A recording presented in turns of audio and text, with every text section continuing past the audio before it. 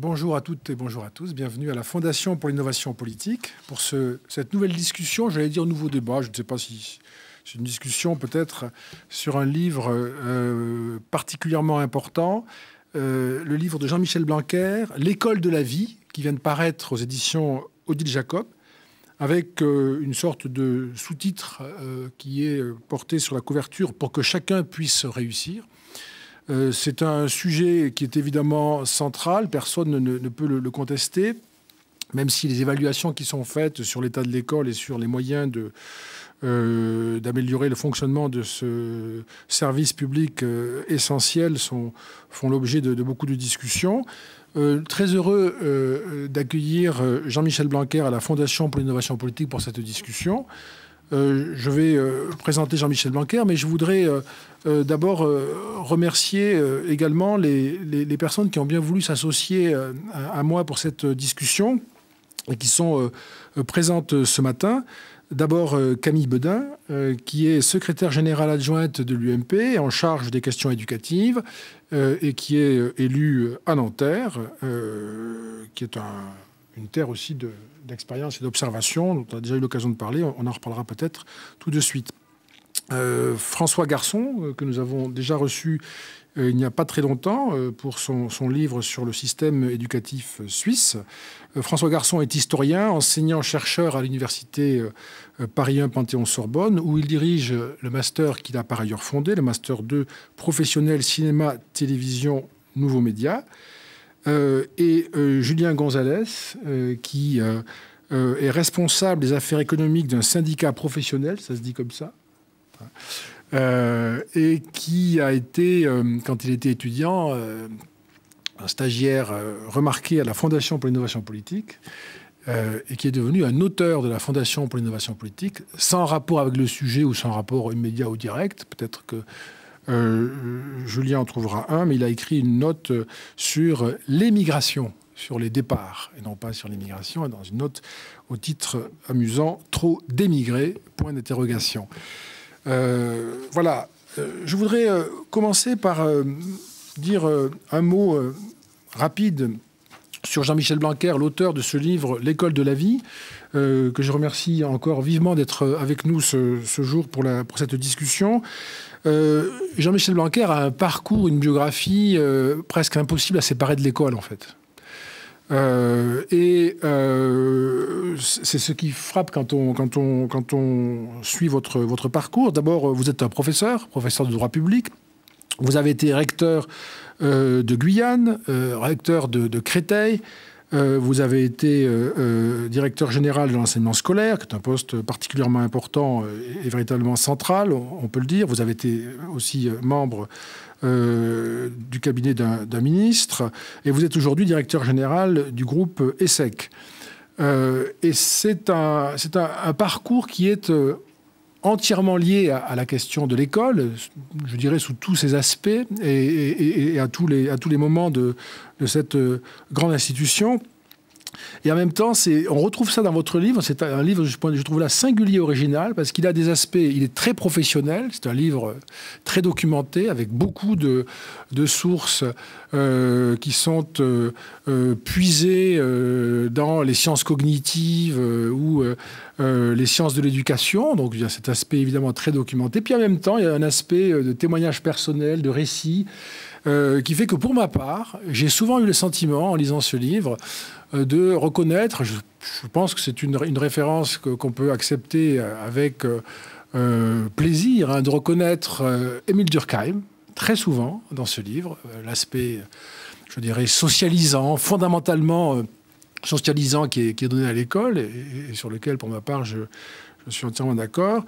Et puis, il y a parfois les aspects un peu lévi-straussiens, notamment ce récit que vous faites de votre séjour en Guyane et des expériences très fortes que vous en avez retirées. Et tout ça, vous ne le séparez pas, vous ne trouvez pas tout cela morcelé, éclaté, sans rapport, puisque dans ce livre, ce que vous apportez aussi, c'est l'éclairage de toutes ces expériences très diverses pour nourrir une réflexion, un diagnostic de l'école, et puis des propositions très, très concrètes, dans un style qui est toujours très retenu, D'ailleurs, vous vous en expliquez à un moment donné, en quelque sorte, puisque vous dites que vous ne croyez pas au discours fracassant qui, plutôt que de faire avancer les choses, vont bloquer les acteurs, stigmatisant les uns, blessant les autres, etc. Et puis de temps en temps, il y a quelques moments quand même où on sent que là, non, là, vous ne pouvez pas vous empêcher de dire de manière très sèche que ça n'était pas possible. Voilà. Donc, merci d'être avec nous, Jean-Michel Blanquer. Je vous propose, si vous voulez bien, de nous dire en introduction quelques mots sur votre idée de l'école, sur le projet du livre, sur ce livre. Et puis ensuite, nous allons les uns et les autres très simplement vous interroger, réagir à vos propos. Et surtout, comme je l'ai indiqué, nous allons nous efforcer d'intervenir très librement pour que ce ne soit pas trop contraint, pas trop figé. Hein. L'exercice est un peu compliqué parce que c'est une table comme ça, mais enfin, on devrait pouvoir y parvenir. Merci beaucoup.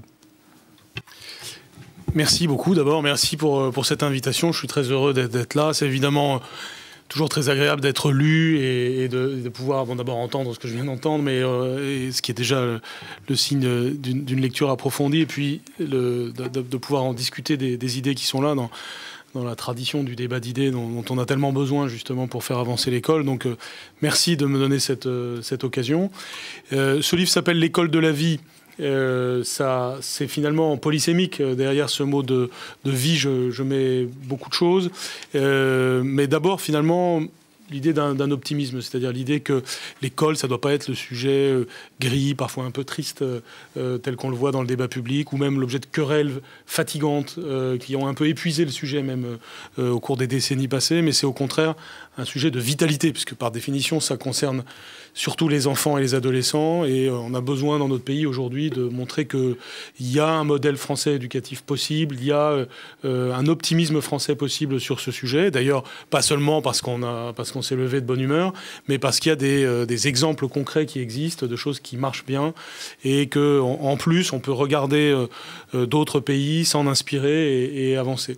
C'est un système complexe, souvent caricaturé avec l'expression mammouth, et j'ai aussi essayé de dépasser cette approche un peu immobiliste du sujet, souvent fataliste, en disant l'école de la vie, c'est l'école de la capacité à dépasser les conservatismes, les immobilismes au service des enfants.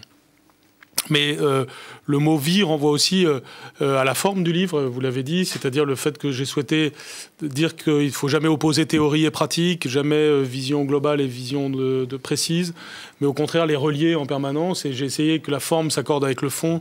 C'est pour ça que j'ai alterné en effet des chapitres qui parlent de la maternelle, de l'école élémentaire, du collège, du lycée, de tous les sujets concrets de l'école, mais en même temps avec des chapitres peut-être plus vivants, portant sur des expériences que j'avais connues personnellement et qui viennent l'illustrer. Donc l'école de la vie, c'est aussi ça.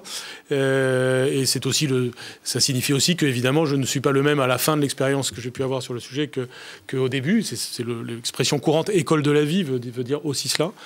Et puis enfin, et c'est peut-être le plus important, pour moi, le mot-clé derrière ça, derrière le mot vie, il y a un autre mot-clé, c'est le mot de liberté. C'est-à-dire qu'au fond, l'éducation prend sens dans la mesure où elle donne plus de liberté. Toute éducation n'a de sens que si elle mène à la liberté.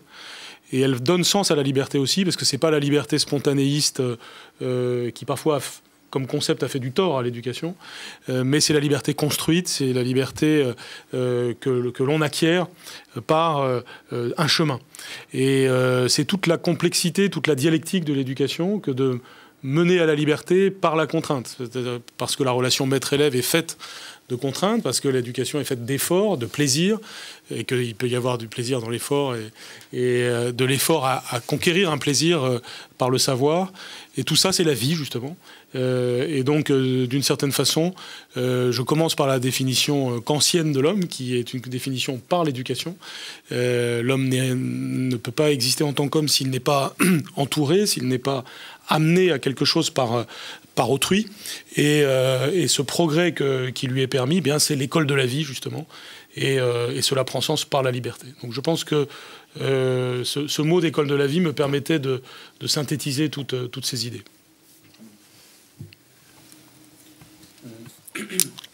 Oui, moi, pour Pour lancer peut-être la discussion, j'aurais une réflexion personnelle et une question un petit peu générale. Il y a une phrase qui revient à plusieurs reprises dans votre livre que j'aime bien.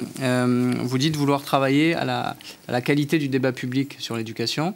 Donc moi, par rapport à ça, petite remarque personnelle, j'ai l'impression que l'éducation, c'est un peu l'exemple parfait de la question absolument majeure pour notre pays, dont on est incapable de débattre de façon calme et dépassionnée, que depuis trop longtemps, on s'est habitué à traiter avec bien souvent des postures dogmatiques ou partisanes. C'est peut-être les querelles fatigantes dont vous parlez. À tel point qu'on est aujourd'hui, ça nous paraît assez légitime de parler de ce sujet de cette façon. On a un peu idéologisé l'éducation. Et moi, je fais un parallèle avec une question plus récente qui suit un peu le même chemin, qui est pour moi l'environnement et la transition énergétique. Bon, c'est une petite parenthèse. Au niveau de la question très simple, au regard de l'importance de l'école pour notre pays, on identifie très facilement l'économie et l'emploi comme des questions absolument majeures. Pourquoi l'école n'est pas à peu près à la même place dans le débat public? Qu'est-ce qui lui manque? À mon avis, sa vraie place, elle est là.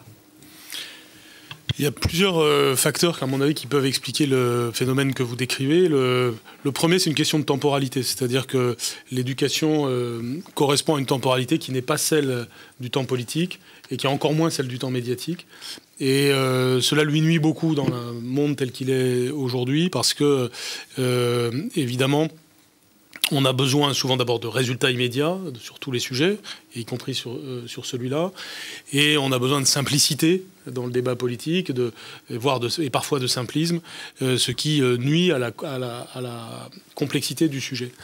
En disant cela, ça ne signifie pas qu'il ne peut pas y avoir des divergences sur les questions d'éducation, mais elles doivent être mises à un niveau qui permet d'entrer vraiment sur le sujet, et puis elles doivent être aussi documenté.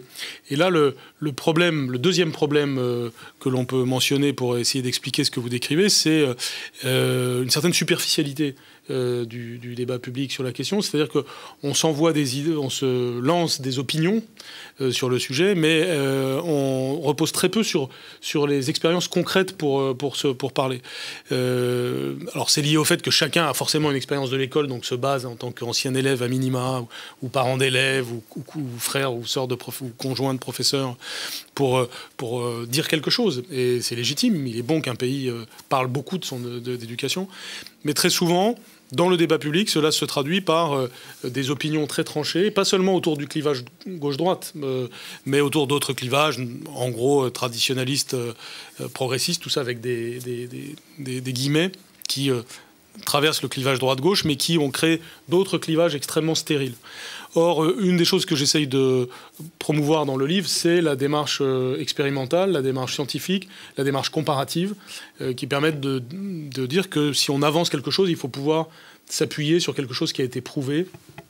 Et donc, sans être pour autant dans une sorte de scientisme de l'éducation, au contraire, être dans la capacité à prouver. Et pour moi, la méthode expérimentale est très importante pour sortir de ce problème, parce que c'est à la fois introduire un peu de rationalité, un peu de preuve dans les débats, d'une part, et puis d'autre part, c'est le moyen de lutter contre l'immobilisme, parce que on crée des brèches et qui ensuite peuvent donner lieu à des bonnes pratiques qui elles-mêmes sont contagieuses dans le système.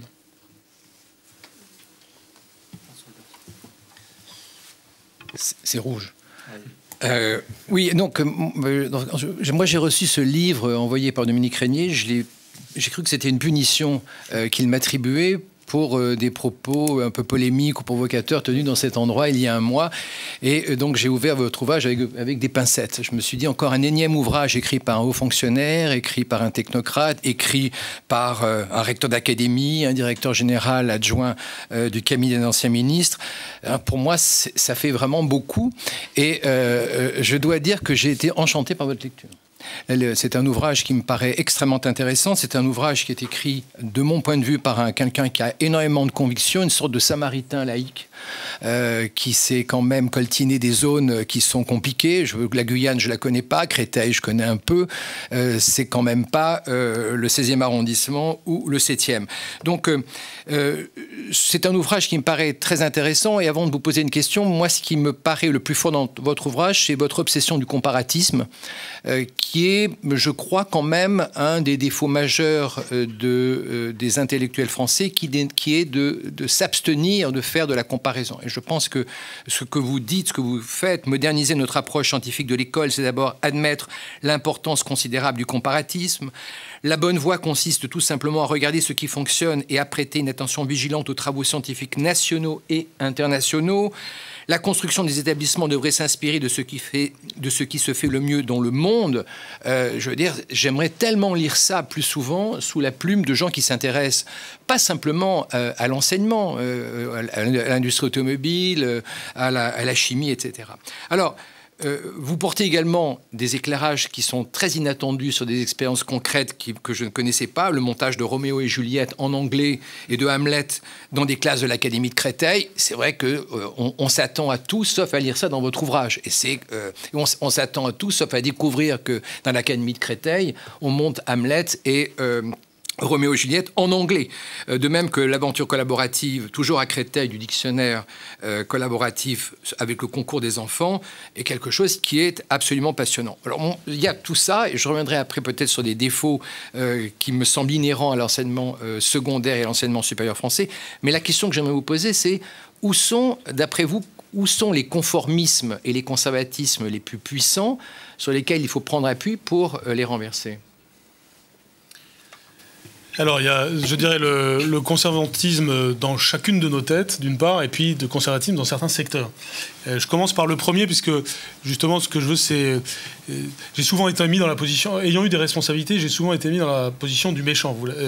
Et j'ai souvent souffert du manichéisme. C'est-à-dire, quand vous êtes l'institution, vous pouvez effectivement apparaître comme le technocrate, vous pouvez apparaître comme étant le prolongement du gouvernement sous l'autorité duquel vous travaillez, vous pouvez apparaître comme déconnecté des réalités que chacun vit au quotidien, etc. J'ai toujours voulu lutter contre ça, d'abord en essayant moi-même d'être très fortement sur le terrain et pas seulement comme ça pour les apparences, mais vraiment parce que ça m'intéressait tout simplement et que ça me paraissait essentiel, mais aussi parce que je pensais qu'à chaque fois ça c'était finalement infantile, c'est-à-dire que on se trouvait dans des situations entre adultes où les choses étaient figées parce que chacun campait sur ses positions. Alors le cas typique, c'est évidemment les discussions avec les syndicats où vous pouvez passer 2 heures, 3 heures en ayant le sentiment de faire un pur jeu de rôle, alors qu'après tout, si on prend un petit peu de hauteur, chacun est là normalement pour essayer de faire avancer le système. Or, vous voyez clairement que ça n'est pas le cas du fait de cela. Donc je crois que sur l'éducation nous invite tous, toujours, et donc je me l'applique évidemment à moi en premier, à savoir douter, à savoir s'interroger sur la justesse de ce que l'on pense, ce qui fait d'ailleurs que j'ai évolué, ça se voit peut-être parfois dans le livre, mais en tout cas je n'ai pas toujours pensé la même chose sur chacun des sujets, et je pense que donc le premier élément, c'est cette attitude générale que l'on doit avoir, qui est finalement d'humilité vis-à-vis du réel. Et ça, ce qui n'est pas une force dans notre pays aujourd'hui.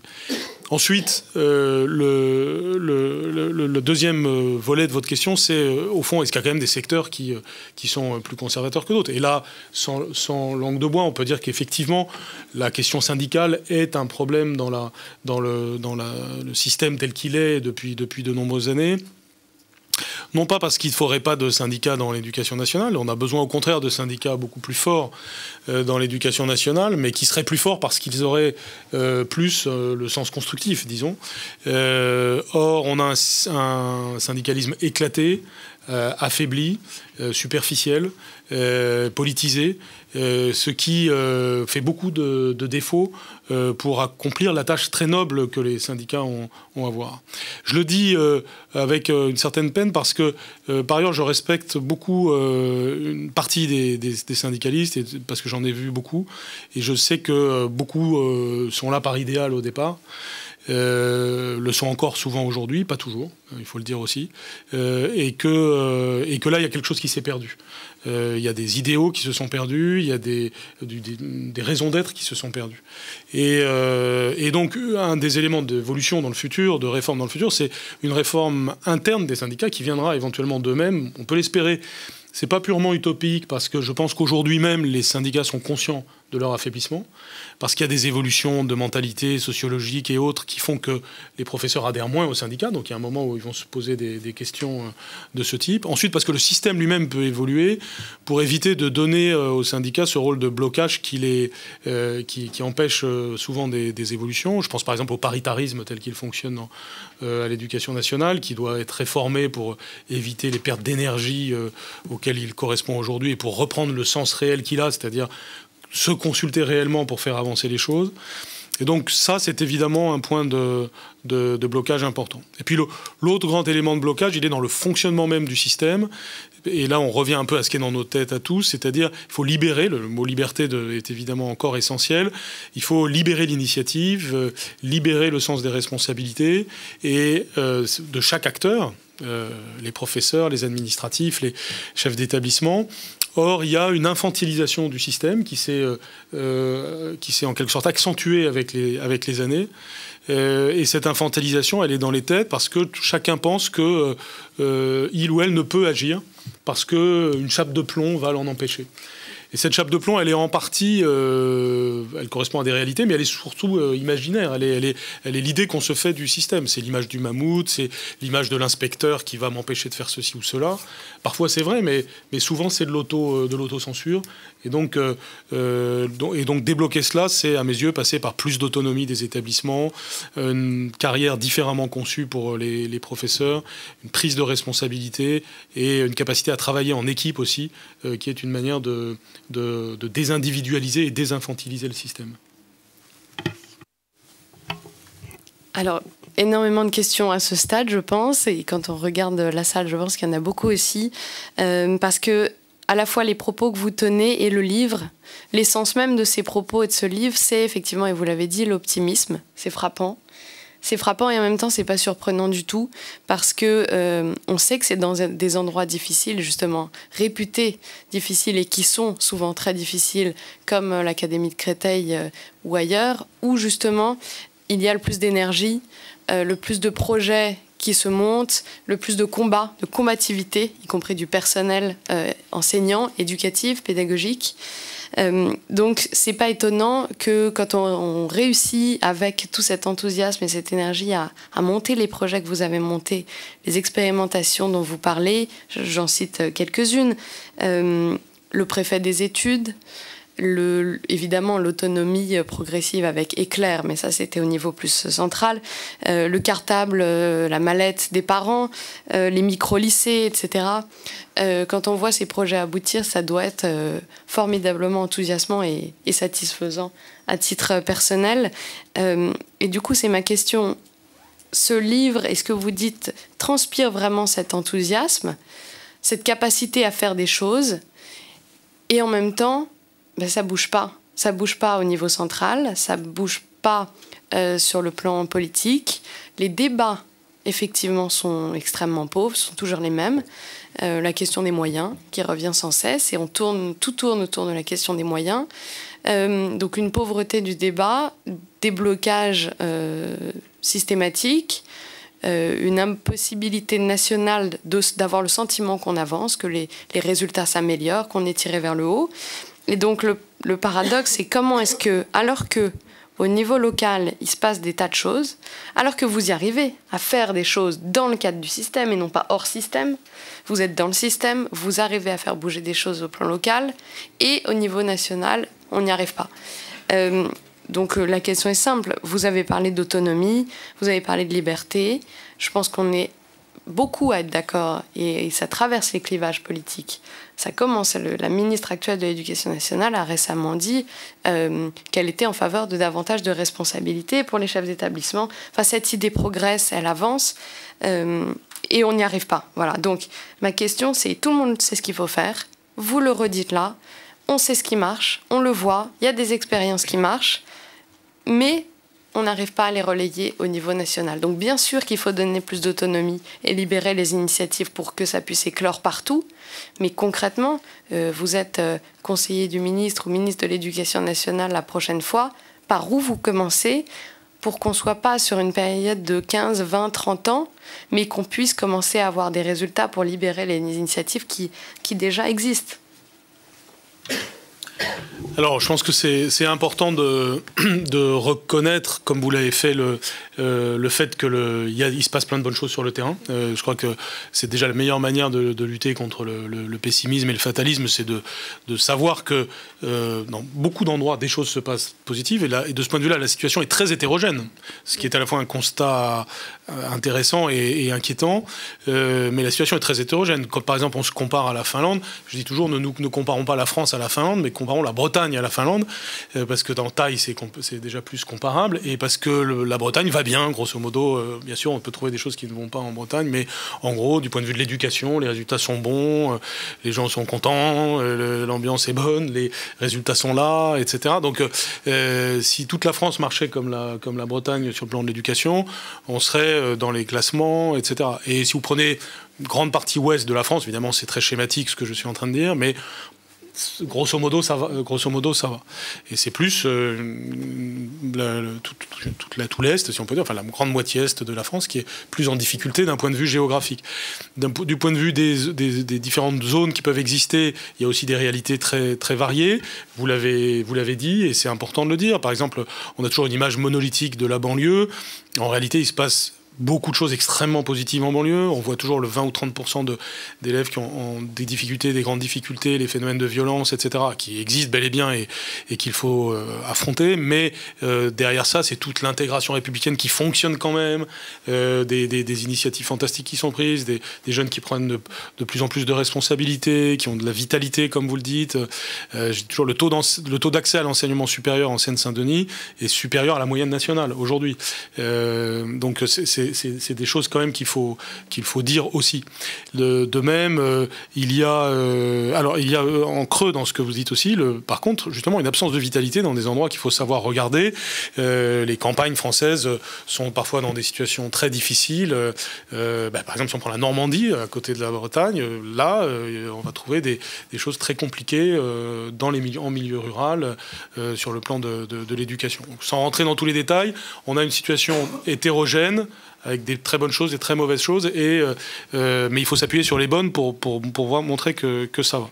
Alors après, à partir de là, par quel bout prendre les choses pour que, d'un point de vue systémique, il y ait un grand élan qui fonctionne dans le futur. Là, je pense que évidemment, ce qu'il faut tout de suite dire, c'est il n'y a pas la baguette magique, c'est-à-dire toute personne qui arriverait en disant j'ai la solution serait dans le charlatanisme.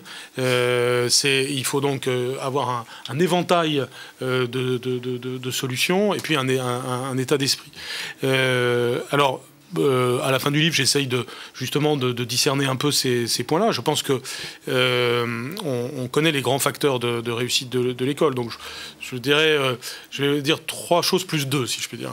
Les 3, c'est ce qu'on peut appeler les leviers, c'est-à-dire la question pédagogique. Et donc, ce que je propose dans le livre, c'est d'abord, donc, premièrement, l'école primaire, elle a besoin surtout de consolidation aujourd'hui. Parce que, je signale d'ailleurs, du côté des bonnes nouvelles, il n'y en a pas tant que ça, mais c'est le rapport extrêmement précis publié par le ministère lui-même qui montre que dans les 10 dernières années, l'école maternelle française a progressé. Pourquoi ? Parce qu'elle avait précédemment régressé. En gros, on était fiers de notre école maternelle, elle marchait assez bien jusqu'aux années 90, et puis elle a connu un trou d'air. D'ailleurs, les années 90 sont à regarder de près quant à la situation actuelle dans laquelle nous sommes. Là, et ce trou d'air a donné lieu à une réaction pédagogique qui a consisté à penser qu'il fallait mieux préparer les enfants au cours préparatoire au moment de l'école maternelle. Donc d'avoir une visée pédagogique plus précise à l'école maternelle. Alors, quand on dit ça, on inquiète parce qu'on dit, ah voilà, il veut que l'école maternelle soit... Alors c'est là, on est typiquement dans les débats stériles, enfin les débats qui annihilent les initiatives, parce que quand on commence à dire ce que je suis en train de commencer à dire, les lumières rouges qui s'allument, c'est ah voilà, il veut faire du CP dès la petite section, il veut robotiser nos enfants, il veut en finir avec le jeu, l'épanouissement, la musique, le bonheur, etc. Bien entendu, non.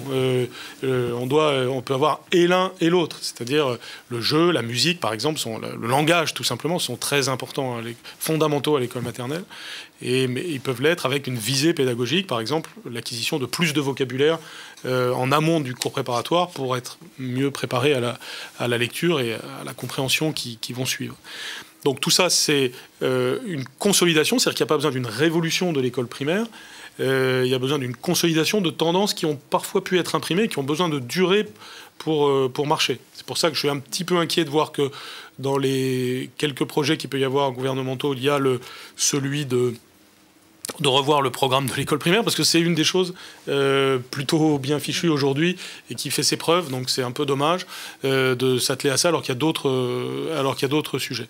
Mais en tout cas, sur l'école primaire, il y a un besoin de consolidation, de longue durée, avec une perspective pédagogique qui permette d'assurer le lire, écrire, compter et les compétences sociales de l'enfant, ce que disait Dominique Régnier en commençant sur le rôle socialisant de l'école, et tout ça avec l'appui des sciences cognitives qui nous montrent à la fois les compétences intellectuelles incroyables de l'enfant tout petit, mais aussi ses compétences sociales, sujet tellement décisif pour l'avenir de notre société, c'est-à-dire voilà, apprendre, que les enfants apprennent à avoir plus d'empathie, à ne pas se taper dessus, etc. Enfin, des enjeux de cours de récréation qui sont absolument essentiels dans le futur.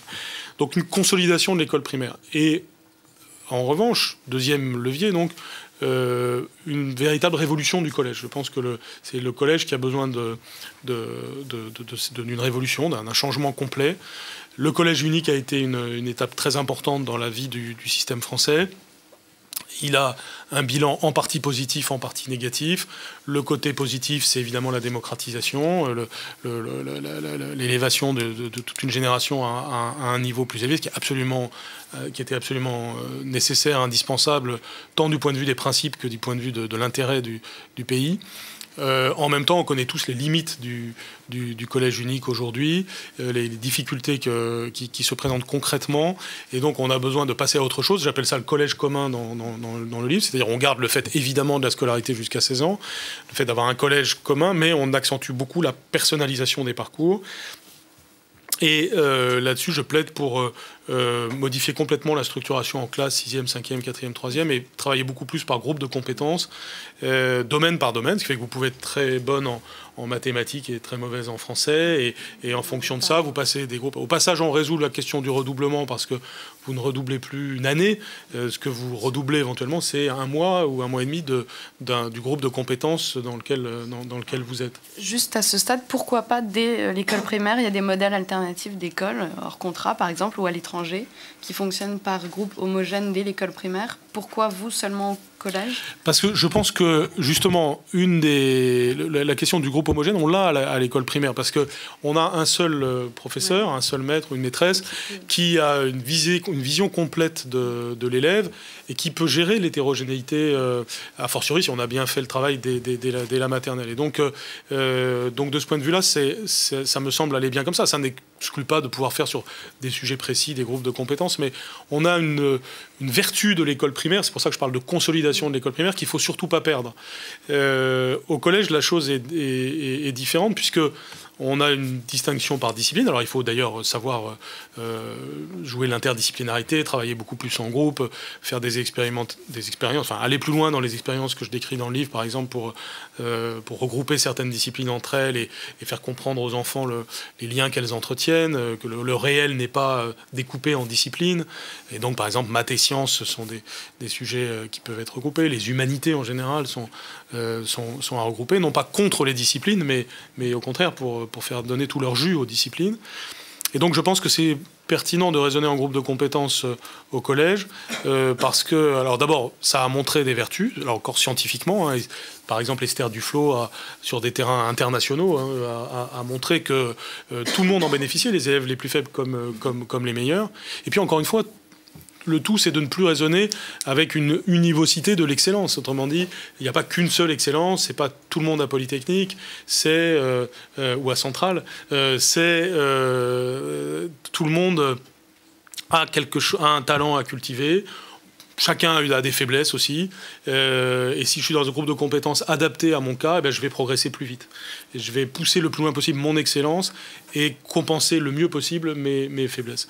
Et ça peut changer vraiment la vie de tout le monde. Hein. C'est-à-dire, c'est mieux pour les professeurs qui ont des classes plus... Enfin, des groupes, pas des classes, mais des groupes plus homogènes. C'est mieux pour les élèves qui vont bénéficier davantage de cela. C'est mieux pour l'organisation générale du travail.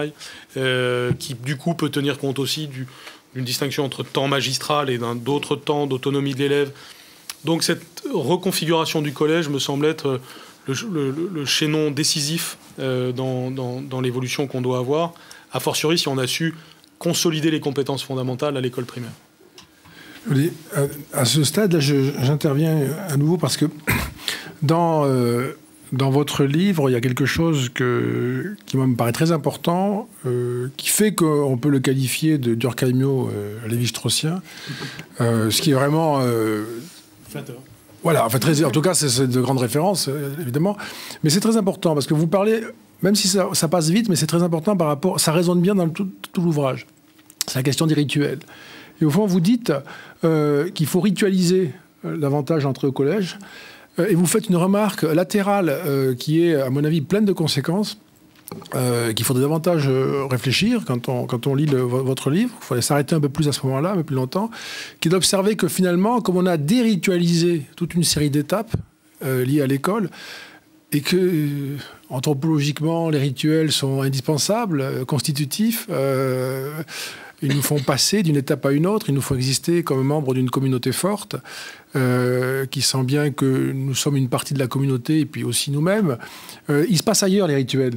Et du coup, on le voit bien, les rituels s'inventent, parce que ça, c'est sûr qu'on sait tout à fait, nous, inventer des rituels, nous, les humains. Et donc, ils s'inventent ailleurs, en dehors de l'école. L'école ne peut pas avoir le monopole du rituel, mais enfin, elle doit en produire quelques-uns, parce que sinon, c'est en train de se passer, ça. Hein. La société elle-même, les jeunes générations ritualisent elles-mêmes ou inventent des rituels de passage, et l'école n'est pas concernée. Et là, il y a quelque chose qui est, à mon avis, une clé dans votre réflexion particulièrement importante, et qui pourrait être articulée à autre chose. Je reste encore dans le monde lévi-straussien, qui est la question des mythes, et en défaire quelques-uns ou en effacer quelques-uns. On a vu cette discussion avec François Garçon à propos de son livre sur le système éducatif suisse, mais on est quand même dans un pays où, il me semble-t-il, une des causes des grandes difficultés auxquelles votre réflexion se confronte, c'est une quasi-fétichisation de la réussite scolaire. Et c'est beaucoup trop. Les attentes sont trop fortes, c'est pas raisonnable. Ça n'est pas raisonnable. On ne peut pas tous vouloir des enfants qui sont premiers de leur classe. C'est logiquement impossible. On ne peut pas tous vouloir des enfants qui vont réussir même dans le supérieur. Ça n'est pas possible. Et ça, on ne peut pas l'admettre. Et dans votre ouvrage, il y a un passage qui est très éclairant aussi, qui est... quand vous dites... Parce que c'est très vivant, ça. Et vraiment, on est au cœur de la machinerie. Et avec, c'est-à-dire, ces extensions externes. Ces pages 37 et suivantes, bon, pour ceux qui auront le livre, repérer la difficulté scolaire dès la maternelle. Vous en parliez à l'instant, parce que c'est là que se trouve un résumé du rapport fait par l'Éducation nationale, d'excellent rapport très complet qui montre que grâce au renforcement des contenus, on a progressé, ça va mieux, les effets sont positifs, et c'est quand même essentiel. Et puis, vous imaginez une méthode vous-même comme acteur pour repérer le plus tôt possible les inégalités, essayer de les combattre le plus tôt possible en créant, sur un principe qui me paraît incontestable, le principe d'ailleurs qui a été théorisé par John Rawls, théorie de la justice, on crée des inégalités mais au profit des plus défavorisés. Et de faire ça, ça crée une espèce de, je dirais, une espèce de buzz médiatique et politico-médiatique, j'imagine syndicalo-politico-médiatique, mais en tout cas qui rend la chose impossible. Alors même que les valeurs sont incontestables. Et je ne vois pas qui, s'étant opposé ou ayant dénoncé la mesure ou l'expérimentation ou le dispositif, pourrait se prévaloir de valeurs moralement supérieures à celles-là. C'est-à-dire que sur des valeurs qui sont incontestables. Enfin, on n'a pas de valeurs... ou alors on sort du cercle, je dirais, qui fait que nous sommes une communauté. Comment ne pas accepter qu'on crée des inégalités au profit des plus défavorisés sur la question de l'éducation? Comment ça s'est passé? C'est quand même incroyable. Vous voyez, alors, oui, bien sûr. Alors, beaucoup de choses. Alors, sur le rituel, j'insiste un peu, effectivement, parce que je pense que beaucoup de gens s'interrogent tous sur les césures dans le système, puisque la France on a fini avec les rituels, mais pas avec les césures. Autrement dit, les césures sont multiples, de la maternelle à l'élémentaire, de l'élémentaire à la 6e, de la 3e à la seconde, de la terminale à l'enseignement supérieur. Et ce sont à chaque fois des petits gouffres dans lesquels se perdent des élèves. Et là, évidemment, il y a deux réponses. Souvent, on donne une réponse qui est assez bonne, mais j'essaye d'en donner deux complémentaires. C'est-à-dire, on prend le sujet d'un côté en disant il faut atténuer cette césure, et on a raison de le dire, il faut faire beaucoup de choses dans ce sens, notamment sur le lien CM de 6e, et beaucoup d'éléments qui permettent que cette transition se fasse plus en douceur. Par exemple, moins de professeurs pour un élève en 6e, de façon à ce qu'il y ait là aussi, on ne passe pas d'un extrême à l'autre, etc. Mais il y a aussi l'autre volet, qui est celui que vous avez dit, c'est-à-dire le rituel, c'est-à-dire puisque de toute façon, il y a quand même, d'une façon ou d'une autre, une césure, et même s'il faut l'atténuer, il faut assumer aussi le fait que césure il y a, et qu'après tout, dans une société sécularisée, la République doit assumer des rituels. Par exemple, les distributions de prix font partie de ces rituels en fin d'année. Mais en début de 6e, je pense qu'on doit faire ça. Alors, une chose que je propose très concrète, c'est de dire qu'en début de 6e, on devrait avoir presque des séjours, ou en tout cas des expériences bien spécifiques de la classe avec l'équipe de professeurs ensemble pour parler de ce qui va se passer pendant l'année et pendant les 4 années qui viennent, de façon à avoir cet esprit de projection dans le futur et cet esprit aussi d'interdisciplinarité. Là, c'est les sujets où je parle d'Edgar Morin à plusieurs reprises, pour pouvoir donner aux enfants ce sens de ce qu'ils vont faire, cette compréhension de ce qu'ils vont faire, et aussi qu'ils soient eux-mêmes à l'origine d'idées, de cours dont ils pourraient avoir envie, bref, qu'ils soient des acteurs de ce qui va se passer. Alors là, par contre, si j'utilise certains mots, je vais passer pour pédagogiste parce que j'aurais dit que le mot acteur, mais catégorie dans laquelle je tombe assez peu. Mais il y a avec le rituel, de nouveau le retour du mot de vie, quoi. C'est-à-dire la vie individuelle et collective a besoin de ce genre de choses. Et puis le deuxième point que vous évoquez, donc c'est retour au sujet important de la maternelle, et qui nous renvoie à ce que on disait tout à l'heure avec Julien Gonzalez et François Garçon, c'est-à-dire le fait que le débat public est surdéterminé, et que donc quand vous arrivez avec une proposition assez fondée, venant d'ailleurs au départ de scientifiques reconnus, y compris par ceux qui vont s'opposer à l'expérience ensuite, et donc la proposition consiste à dire attention, il est possible de prédire, malheureusement c'est comme ça, dès la fin de la maternelle, à 95% les élèves qui auront des difficultés en fin de CM2, donc il y a une prédictibilité de la difficulté scolaire. Soit on ne fait rien par rapport à ça, et effectivement c'est confortable, personne va si vous faites rien, personne vous embête. Soit on se dit, au fond, la vraie lutte contre l'inégalité sociale, elle se joue à ce moment-là. Elle s'est aussi jouée avant 3 ans dans les crèches, les dispositifs qu'on a mis en œuvre pour compenser les inégalités, en effet. Et dans ces cas-là, ça nécessite en effet du repérage et puis des dispositifs pour accompagner l'enfant. Mais dès que vous dites ça, eh bien, effectivement, il y a des spécialistes de la création de polémiques. Je ne dis pas que ça ne se discute pas, mais c'est juste qu'on est à un niveau de superficialité de l'opposition qui se déclenche dans ces cas-là, parce qu'on va dire qu'on veut avoir une approche stakhanoviste de l'école maternelle, qu'on tourne le dos à l'épanouissement, enfin tout ce que je disais tout à l'heure. Et donc ce cas-là est un cas typique d'un consensus qui serait possible si on prend le temps d'expliquer et de montrer, et qui pourtant débouche sur des polémiques, parce qu'il y a aussi des acteurs du système qui ont intérêt à créer de la polémique dès qu'un changement se présente. Alors, vous venez de plaider pour la révolution ou pour des mesures révolutionnaires. J'aimerais peut-être apporter des munitions d'un calibrage un peu différent. Vous avez fait l'inventaire des difficultés qu'il va falloir affronter. Je pense qu'elles sont effectivement très grandes. Il y a une difficulté qui peut être à peine esquissée dans l'ouvrage et qui mériterait évidemment un deuxième ouvrage chez Odile Jacob, qui est la structuration du milieu. Je pense que le milieu est structuré de manière telle que l'architecture idéale, elle mettra peut-être beaucoup de temps à apparaître. Je pense notamment à un milieu qui se réclame de l'égalité, alors qu'avec les concours, cette espèce de mystique française, le milieu est constitué de castes. de caste, je pèse sur le mot, et elles se vivent comme telles. Vous avez les agrégés qui snobent les capétiens qui snobent ceux qui ne sont ni capétiens ni agrégés. Vous avez en bas de l'échelle, vous avez les contractuels qui sont vraiment à la piétaille, qui est utilisé comme roue de secours et qui sont méprisés. Donc, conséquemment, de quelle manière est-ce qu'on peut constituer une équipe pédagogique dans un collège où, d'une part, les professeurs ne dépendent pas du chef d'établissement, et vous plaidez pour ça, pour que les chefs d'établissement aient une large autonomie, qu'ils puissent recruter leurs professeurs comme ils le font tout autour de la France. Je pense à la Suisse, je pense à l'Allemagne, je pense à la Grande-Bretagne. Comment est-ce que certains enseignants peuvent détenir plus de droits que les autres? Et je dis plus de droits, ce sont des véritables privilèges. Comment certains enseignent moins à des classes qui sont plus calmes, qui sont plus prédisposées à l'étude, quand d'autres enseignent beaucoup dans des écoles, dans des classes qui sont turbulentes, voire qui ne sont pas simplement séditieuses.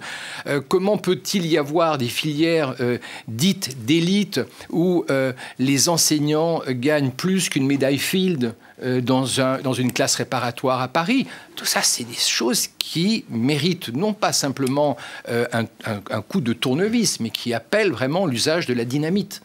Je pense que quand vous parlez de révolution, je dis que c'est une révolution, de mon point de vue, qui devrait se faire dans la ferme des animaux de George Orwell, parce que nous sommes dans la ferme des animaux. Donc, la question que je me pose, c'est par où doit-on commencer pour, en tout cas au niveau du collège, au niveau du lycée, je ne parle même pas de l'université, amener ces micro-dynamitages qui sont quand même des éléments importants pour faire bouger les choses, ou bouger les lignes, puisque c'est l'expression qui est aujourd'hui en vogue. Et juste pour compléter ce que c'est en lien, vous avez initié un programme d'autonomie des collèges puis de l'école, Éclair, dont vous parlez, et c'est peut-être intéressant aussi à ce stade d'avoir votre bilan de ce que sont devenus les écoles et les collèges dits Éclair. Oui, on retrouve avec votre question la question des leviers. Je vais utiliser le mot levier plutôt que dynamite, mais c'est vraiment comment on fait changer les choses par certains leviers. Alors de ce point de vue-là, d'ailleurs, ce que vous me dites me permet de continuer sur l'exposé des leviers, c'est-à-dire il y a la réforme pédagogique du primaire, c'est-à-dire la consolidation, la réforme pédagogique du collège, c'est-à-dire les groupes de compétences, la personnalisation du parcours, le tout appuyé sur le fameux socle de connaissances et de compétences et de culture, comme on l'appelle désormais, totalement rénové pour qu'il soit plus facile à comprendre et plus utile pour le système.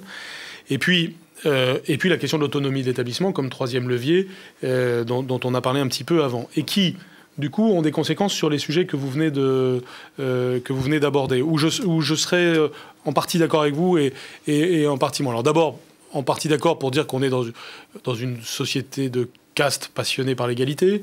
Donc ça, c'est pas que dans le domaine de l'éducation que nous connaissons ça, et que les conditions en ont été créées par le type de concours d'entrée dans la carrière que l'on a fait. Et la question de l'entrée dans la carrière me paraît fondamentale. Je ne jetterai pas tous les bébés avec toute l'eau du bain, parce que je pense que la question de l'agrégation, par exemple, à laquelle vous avez fait référence, est quelque chose de très intéressant dans le système français, parce que, notamment dans un moment où on parle de Bac-3, Bac+3, on a là tout un corps qui pourrait tout à fait correspondre et au lycée et à l'enseignement supérieur, ce qui se passe en partie, mais pas de manière organisée, conçue, pensée. Ce qui, du coup, au passage, permet de revisiter la question des horaires, la question des salaires, etc., mais en tout cas de donner un sens à cette agrégation dans le système. Et par ailleurs, la question de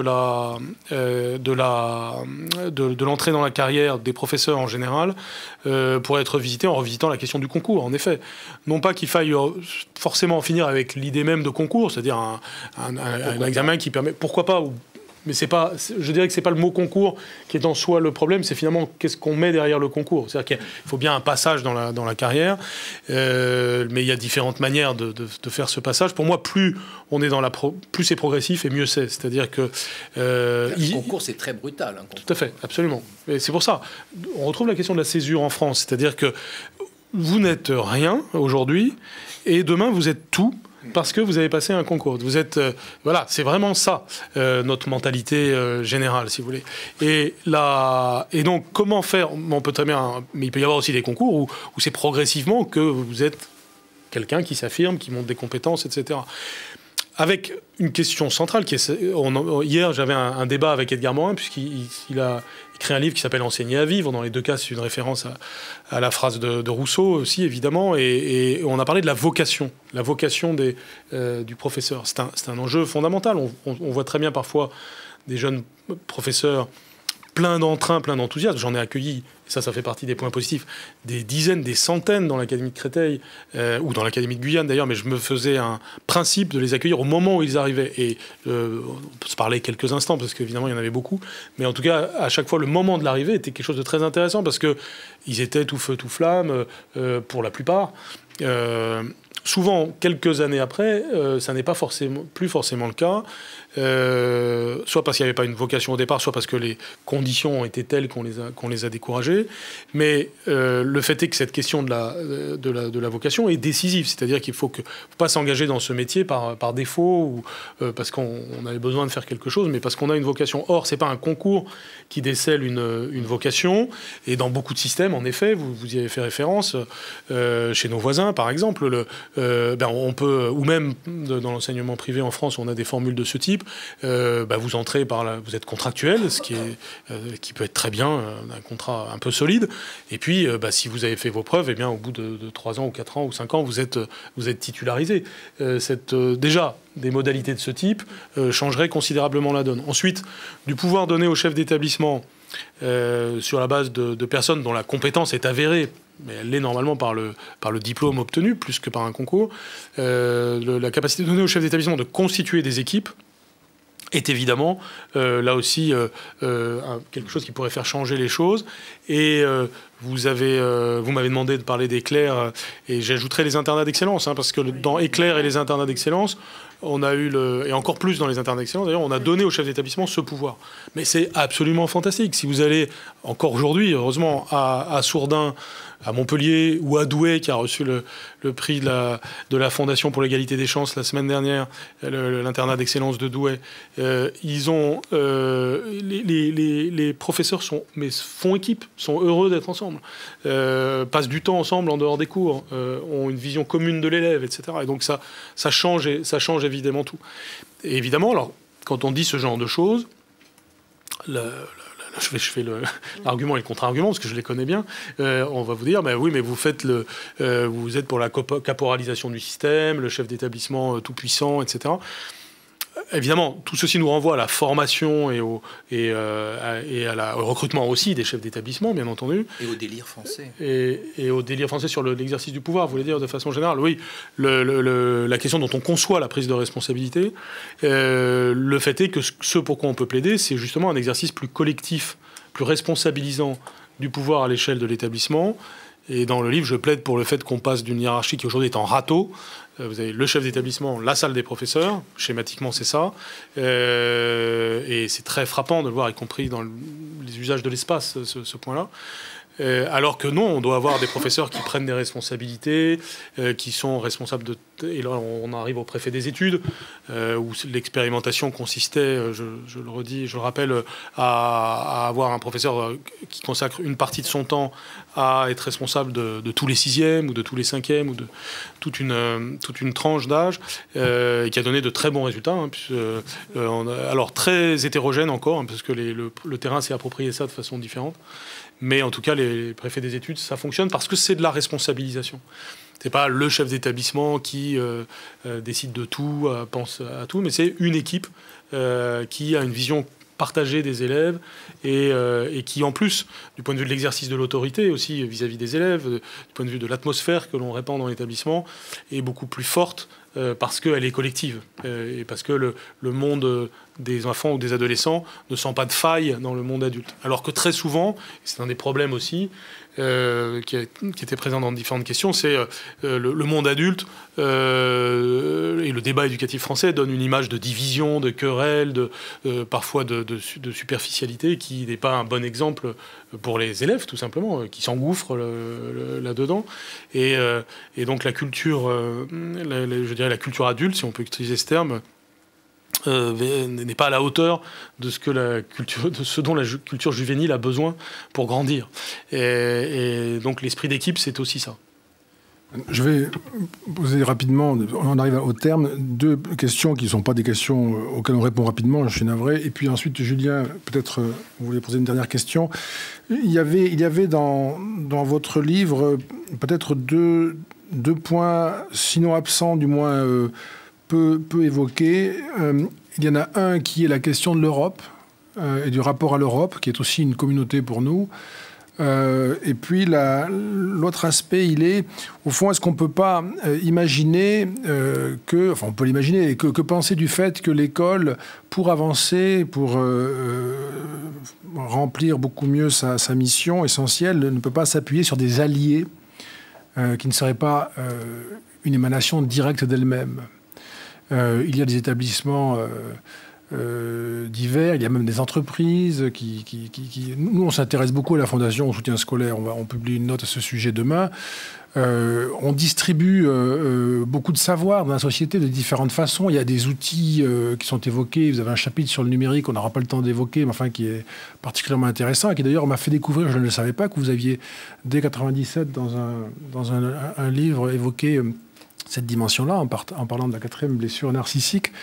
C'est une thèse qui m'a paru très intéressante. Vous voyez comment, à la fois, il ne faut pas oublier l'Europe quand même dans tout ça, c'est essentiel. Et puis, pourquoi ne pas chercher des alliés? Vous en parlez pour les familles, mais comment profiter de toutes les ressources considérables qui sont dans la société en dehors du système scolaire et qui sont des sources de production de savoir qui, je pense, ne demandent qu'à aider l'école, au fond. L'Europe, c'est évidemment un sujet important aussi en matière d'éducation, même si alors le sujet éducation est typiquement un sujet pour lequel le principe de subsidiarité s'applique. Alors là, à plein. C'est-à-dire tout ce qu'on a dit depuis tout à l'heure sur l'autonomie de l'établissement relève du principe de subsidiarité, et donc et ce jusqu'à un niveau européen par étapes successives. Et donc à l'échelle de l'Europe, il faut évidemment avoir des grands principes communs. Je voulais dire, pardonnez-moi, l'Europe comme objet, comme communauté enseignée à l'école, comme expérience commune. Nous sommes des Européens aussi. Alors, je vais répondre à ça, mais quand même, je pense que c'est les deux. C'est-à-dire qu'il y a une direction générale d'éducation à Bruxelles, il y a un sujet éducatif européen, et donc ça mérite aussi d'être discuté. La notion de socle de connaissances et de compétences, elle a été façonnée à un niveau européen, avec les qualités et les défauts qu'il y a toujours dans ce genre de processus. Mais en tout cas, il doit y avoir des discussions à ce niveau-là. Il y a souvent des rencontres, notamment franco-allemandes, entre recteurs et responsables d'éducation néerlandais. Donc cette dimension européenne de l'éducation, elle est importante, ne serait-ce que pour favoriser la comparaison internationale dont on a un peu parlé. Et puis parfois, on peut avoir des enjeux même de contenu. Par exemple, s'agissant des mathématiques à l'école primaire, j'avais commencé à essayer de lancer quelques grappins, mais ça n'est pas allé beaucoup plus loin avec l'Angleterre. Et on aurait pu le faire avec d'autres pays, puisque les mathématiques, par définition, sont un sujet assez universel et pour lequel on peut comparer nos programmes, voir ce qui avance, ce qui marche et donc progresser à ce niveau-là. Mais ensuite, l'Europe en tant qu'objet d'étude, enfin en tant qu'élément de sensibilisation, donc elle est aujourd'hui assez fortement présente dans les programmes au titre de l'éducation civique ou au titre de l'histoire et de la géographie. Mais il est certain que c'est quelque chose qui pourrait avancer davantage, y compris dans la vie extrascolaire spécifiquement, enfin dans la vie associative par exemple que les élèves mènent. Et puis il y a donc l'autre point de votre question, c'est-à-dire comment associer l'extérieur. Je crois que c'est une question extrêmement importante parce que ça nous renvoie quand même de nouveau à une philosophie et à ce qu'on peut mettre derrière école de la vie. L'école de la vie, c'est aussi ne pas être sur la défensive, mais être à l'offensive. C'est-à-dire ne pas voir l'école. Vous savez, on dit souvent à l'école, on lui demande trop, on lui demande tout parce que la société a plein de problèmes et à la fin, c'est à l'école qu'on demande de les résoudre et elle est submergée par cela. Ce qui est d'ailleurs une description assez exacte de la réalité. Mais il faut passer au-delà de cette description et dire mais comment l'école peut être à l'offensive, c'est-à-dire comment elle est pourvoyeuse de solutions dans son environnement, comment est-ce qu'elle bénéficie de son environnement, comment est-ce qu'elle irradie quelque chose de positif dans son environnement. Parfois, dans les zones les plus difficiles, les chefs d'établissement, de facto, se sont mis dans cette situation. Ils sont vraiment des personnes qui apportent des solutions, des acteurs importants, un peu comme l'instituteur dans le village autrefois. Et comment on réussit à créer cette dynamique-là.